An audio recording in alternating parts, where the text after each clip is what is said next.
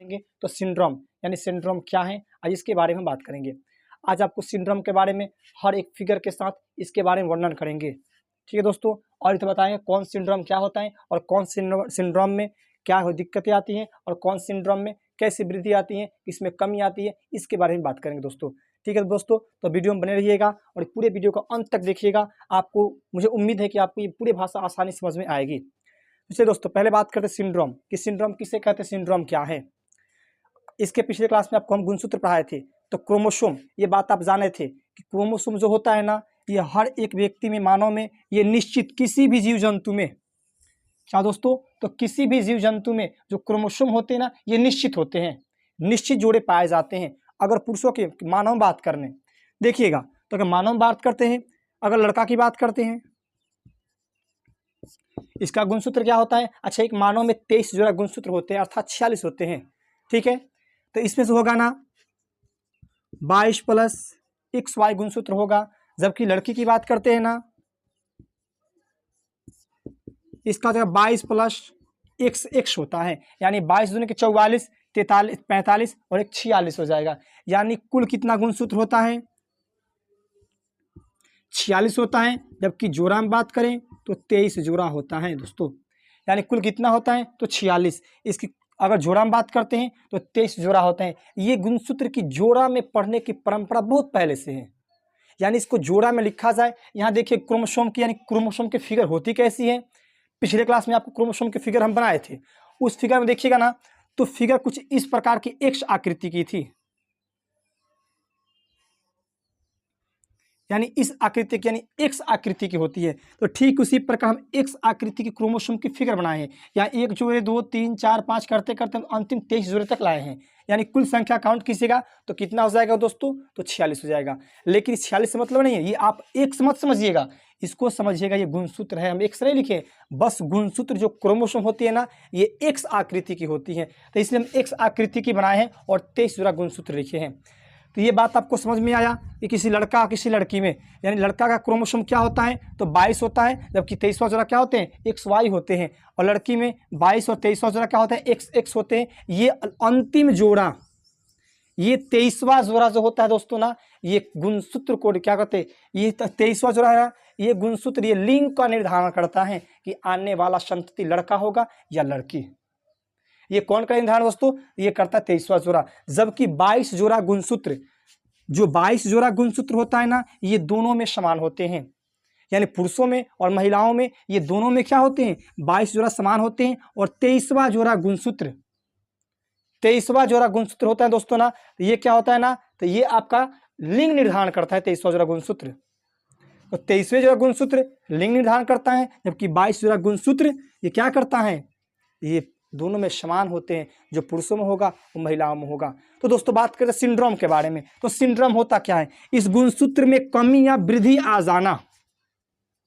क्या दोस्तों, ये क्रोमोसोम में गुणसूत्र में कमी या वृद्धि आ जाना ही सिंड्रोम कहलाता है। सबसे आसान भाषा में, कि क्रोमोसोम में कमी आना या वृद्धि हो जाना सिंड्रोम कहलाता है। अच्छा, क्रोमोसोम की संख्या कितनी होती है, मानव के लिए देखा जाए तो 46 होता है ना, कितना होता है 46 होता है। जोड़ा में 23 होता है। अब वृद्धि होगा, तो वृद्धि होगा तो ये वृद्धि होगा तो इसकी संख्या 47 हो जाएगी। अगर वृद्धि होगा तो संख्या कितनी हो जाएगी दोस्तों, 47 हो जाएगी। अगर कमी होगा तो संख्या कितना हो जाएगा, 45 हो जाएगा। यही होगा ना, अगर वृद्धि की जाए तो 47, कमी की जाए तो 45, था कितना 46। तो इसी 46 गुणसूत्र में, क्रोमोसोम में कमी आ जाना, वृद्धि हो जाना दोस्तों क्या कहलाते हैं, सिंड्रोम कहलाते हैं। कमी हो जाना, वृद्धि हो जाना, ये क्या होता है, सिंड्रोम होता है दोस्तों। तो चलिए आज हम बात करेंगे कौन से सिंड्रोम में क्या होते हैं। आपका टर्नर सिंड्रोम क्या होता है, क्लिफेंटर सिंड्रोम क्या होता है, डाउन सिंड्रोम क्या होता है और पटाउ सिंड्रोम क्या होता है। आज इसके बारे में अच्छे से हम जानेंगे। कौन सिंड्रोम में कौन सी गुणसूत्र की कमी होती है, यानी कौन सिंड्रोम में, टर्नर सिंड्रोम में कौन सी गुणसूत्र की कमी होती है, पटाउ सिंड्रोम में कौन सी गुणसूत्र की कमी होती है। और जहां पर ट्रिक की बात आएगी वह हम ट्रिक बताएंगे। जैसे देखिएगा ना, ये पटाउ सिंड्रोम है ना, पटाउ सिंड्रोम, इसको याद करने के लिए इसका सबसे आसान ट्रिक होता है कि तेरे को पटाऊंगा, बस कुछ नहीं, तेरे को पटाऊंगा। तो तेरे को पटाऊंगा यानी 13वां गुणसूत्र में पटाना, किसी को वृद्धि करना, किसी एक अंक की संख्या बढ़ाना, तो 13 को पटाऊंगा यानी 13वां गुणसूत्र में एक गुणसूत्र की वृद्धि हो जाती है, एक की वृद्धि हो जाएगी। तो क्वेश्चन पूछता है कि पटाउ सिंड्रोम में कौन सी गुणसूत्र की वृद्धि होती है, तो 13वां गुणसूत्र की वृद्धि होती है दोस्तों। तो इसी प्रकार हम सब गुणसूत्र को देखेंगे कि किसमें कौन सी वृद्धि होती है और किसमें कौन सी कमी होती है दोस्तों। ठीक है, वीडियो में बने रहिएगा और अंत तक वीडियो को देखिएगा। चलिए अब बात करते हैं, सबसे पहले सिंड्रोम क्या था आप ये जान गए कि क्रोमोसोम में कमी हो जाना या वृद्धि हो जाना क्या कहलाते हैं दोस्तों, तो सिंड्रोम कहलाते हैं।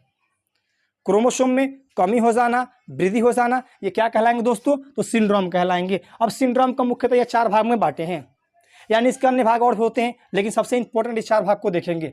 पहला होता है टर्नर सिंड्रोम, क्या दोस्तों, तो पहला होता है टर्नर सिंड्रोम, दूसरा होता है क्लेफेंटर सिंड्रोम, तीसरा डाउन सिंड्रोम और चौथा पटाउ सिंड्रोम। सबसे पहले बात करेंगे हम टर्नर सिंड्रोम के बारे में कि टर्नर सिंड्रोम क्या होता है, इसमें गुणसूत्र की संख्या कमी होती है कि वृद्धि होती है, इसमें टोटल गुणसूत्र कितने पाए जाते हैं। ठीक है दोस्तों, गर्मी ज़्यादा है, परेशानी बढ़ गई है।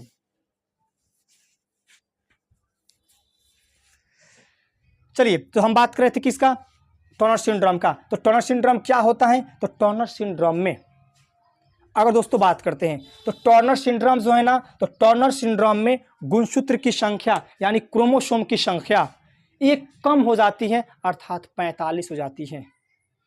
एक कम हो जाना तो 45 होगा, यानी इसमें 46 ना होकर टर्नर सिंड्रोम, इसे मिटा दोस्तों, यानी टर्नर सिंड्रोम में क्रोमोसोम की संख्या 46 ना होकर कितना होता है दोस्तों, तो 45 होता है, यानी एक की कमी होती है, एक की कमी होती है। अब देखिएगा अब कौन से गुणसूत्र में कमी होगा, और एक की कमी, और ये टर्नर सिंड्रोम केवल स्त्रियों यानी महिलाओं के अंदर पाया जाता है।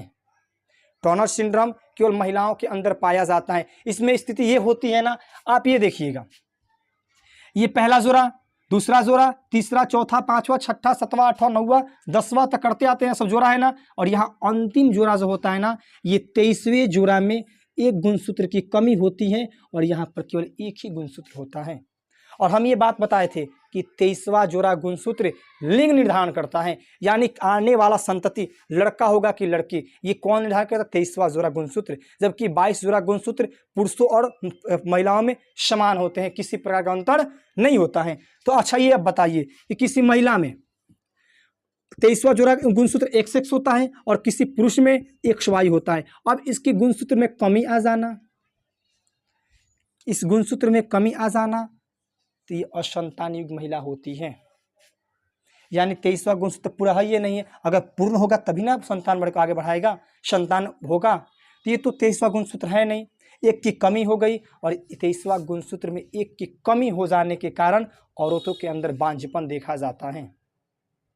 क्या दोस्तों, तो औरतों के अंदर बांझपन देखा जाता है। अब बांझपन के बहुत सारे कारण होते हैं, अब हर कारण अलग अलग पढ़ेंगे। यहाँ सिंड्रोम, टर्नर सिंड्रोम में बांझपन देखा जाता है। इसके अलावा दोस्तों विटामिन ई की कमी से बांझपन देखा जाता है। अगर आरएच फैक्टर में किसी प्रकार की दिक्कत हो तब भी बांझपन देखा जाता है, यानी बांझपन। उसके अलावा निषेचन की प्रक्रिया महिलाओं में अंदर ना हो, फिलिपियन ट्यूब काम ना अच्छे से करे तब भी बांझपन देखा जाता है। फिलिपियन ट्यूब या नली बंद हो जाए, ब्लॉक हो जाए रास्ते से, शुक्राणु जीवाणु बाहर अंदर की प्रवाह ना करे तो भी बांझपन होता है। तो बांझपन दोस्तों कारण बहुत सारे होते हैं। तो पहला कारण हम यहाँ पढ़ेंगे कि अगर महिलाओं के अंदर टर्नर सिंड्रोम की दिक्कतें आएंगी तो 23वां गुणसूत्र में एक गुणसूत्र की कमी हो जाएगी, और जब गुणसूत्र की कमी हो जाएगा तो उस महिला के अंदर बांझपन देखा जाएगा। ठीक दोस्तों, तो 23वां बस यहाँ जानिए कि आपका टर्नर सिंड्रोम में होता है ना, तो इसमें 23वां गुणसूत्र में कमी होती है।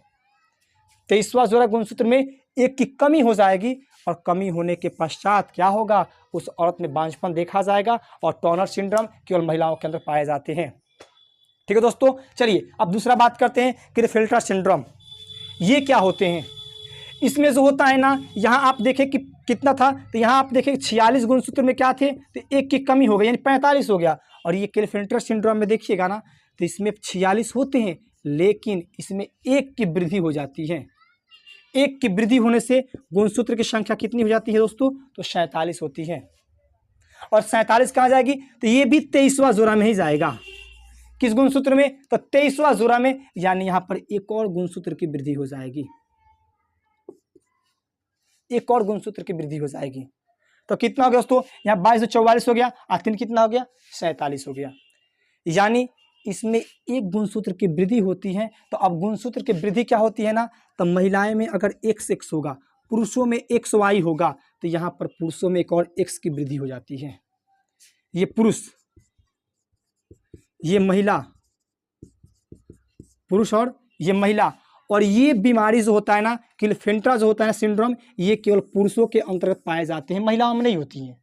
लेकिन यहाँ पर देखिएगा ना, तो ये केवल क्या थे, महिलाएं में, और ये क्या है, तो केवल पुरुषों में पाए जाते हैं। अब इसमें 23वां जरा गुणसूत्र में वृद्धि हो जाएगी। अच्छा, अब आप देखिए, अगर इसमें से y को हटाएंगे तो संतति महिला की दिखा रही है ना। अच्छा, y को रख रहे हैं, x को हटा रहे हैं, संतति पुरुष का दिख रहा है ना। अर्थात इसके अंदर ऐसे पुरुष के स्तन होते हैं। इसके अलावा ये नापुंसक पुरुष को देखे जाते हैं, यानी मर्द रहने के पश्चात मर्द हैं, लेकिन मर्द के उसके में ताकत नहीं होती, उसका गुण नहीं होता है। किस स्थिति में, तो आपका कौन सी सिंड्रोम में, क्लिफेंट्रा सिंड्रोम में। यानी एक गुण की वृद्धि हो जाती है। और कौन गुण की वृद्धि हुई, तो एक्स यानी महिला की गुण की वृद्धि होती है। उसके अंदर महिलाएं की तरह कई सारी दिक्कतें आती है। देख, महिलाओं की तरह रहता है, महिला की तरह कई सारे हरकतें करता है, और मर्द रहने के पश्चात उसके अंदर मर्द की ताकत खत्म हो जाता है, नहीं रहता है, और उसके अंदर नापुंसक दिखा जाता है। वैसे आदमी क्या कहते हैं, नापुंसक कहते दोस्तों। ठीक है, तो इसमें क्रोमोसोम की संख्या कितनी होती है, तो 47 होती है। ये भी 23वां जो गुणसूत्र में देखा जाता है। यहां तक किसी को दिक्कत हो तो बोलिए। चलिए अब बात करते हैं नंबर 3 में, डाउन सिंड्रोम। ये डाउन सिंड्रोम होता क्या है, ये डाउन सिंड्रोम क्या है, तो डाउन सिंड्रोम जो होता है ना, इसमें क्रोमोसोम की संख्या, गर्मी ज्यादा परेशानी बढ़ जा रही है इसमें जो है ना, तो किसमें, डाउन सिंड्रोम में क्रोमोसोम की संख्या में वृद्धि होती है। और इसमें भी कितना दोस्तों, तो 46 ना होकर कितना होता है, तो 47 होता है। कितना दोस्तों, 46 ना होकर कितना हो जाएगा, 47 होता है। यानी एक क्रोमोसोम की वृद्धि हो जाती है, और क्रोमोसोम वृद्धि होने के कारण इसमें आदमी मंगोलिया टाइप का हो जाता है, बुद्धिमंद हो जाते हैं, और ये पुरुषों और स्त्री दोनों में पाए जाते हैं।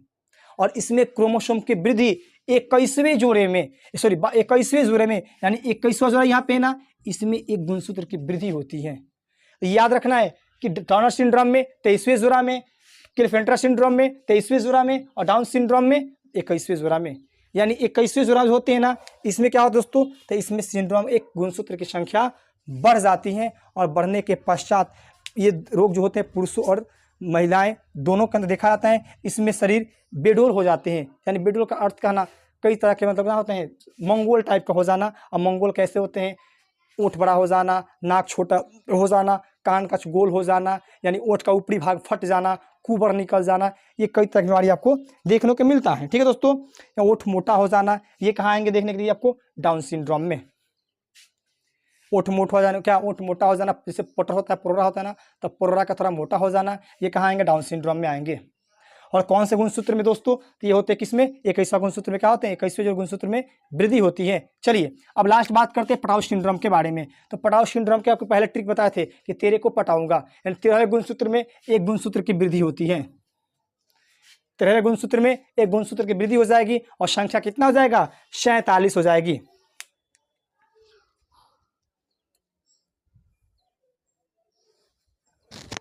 और इस गुणसूत्र में क्या होता है ना, कि वृद्धि हो जाएगी। और जो होते हैं ना, जो क्या सॉरी कोई व्यक्ति होता है ना, ये भी मंगोलिया टाइप के टाइप हो जाते हैं, उसके ऊँट के ऊपरी भाग फट जाता है। लोग कहते हैं कि बचपन से फटा हुआ, पैदाइश से फटा हुआ है।